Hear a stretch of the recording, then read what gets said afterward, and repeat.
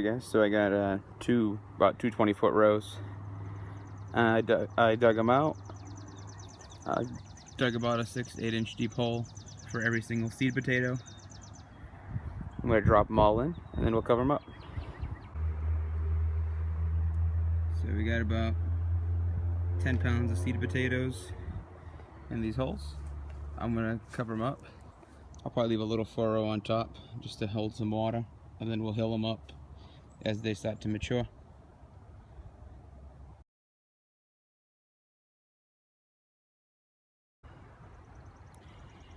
So we hilled up the potatoes.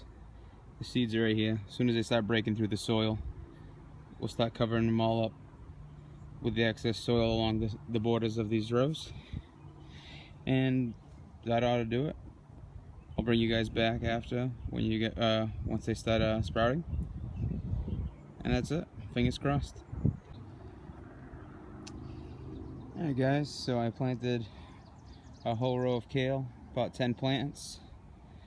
About 2 feet over, a row of Waltham broccoli.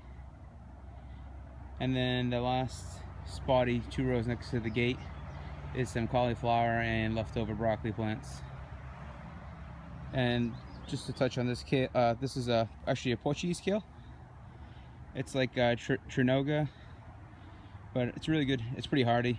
Doesn't bolt ever. Lasts almost halfway into winter time here, and we're in zone 6A. So I got those 3 rows planted. I got 2 rows of potatoes, and I'm going to plant the onions now. Alright guys, so it might be hard to see, but I'm planting some onion sets.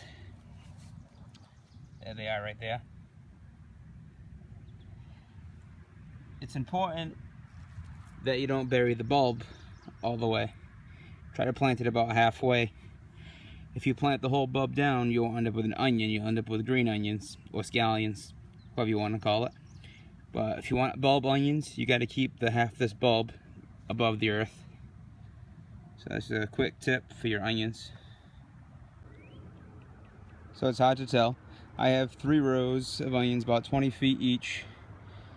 And they're about anywhere from 6 to 10 inches apart, roughly. I don't measure them. It's more or less. I'm not going to be here all day doing that. So that's there. I have left a row right here empty. I'll probably plant green beans, so I don't have 2 root crops right beside each other with the potatoes and the onions. So I'll do green beans right down the middle here, and then I'll probably do green beans on the other side of the onions too. But weather's not ready for that yet. So I got my cold weather crops, my potatoes, and my onions planted. Oh, finally got a little jump on the garden. This little peach tree is about 3.5 feet tall, maybe 40 inches. And it's putting on a tremendous flowering. It's incredible. I'm going to have to pick all these blooms off. This little tree couldn't handle this if it wanted to. But it's crazy. Every single branch is loaded to the gills.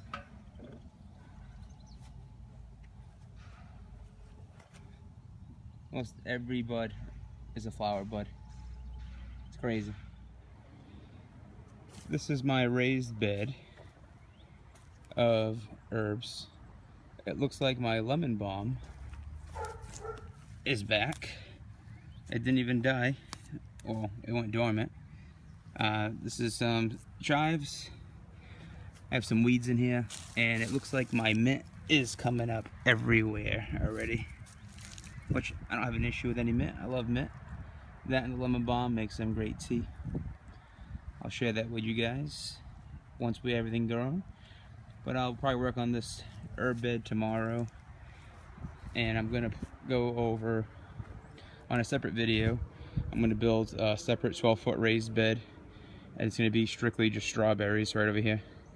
So that's why it's a little gross over here, but I really don't plant that close because it's kind of close to the house. So I'm just gonna do a 12-foot bed of strawberries, and I'll cover that in a video, how to make a raised bed.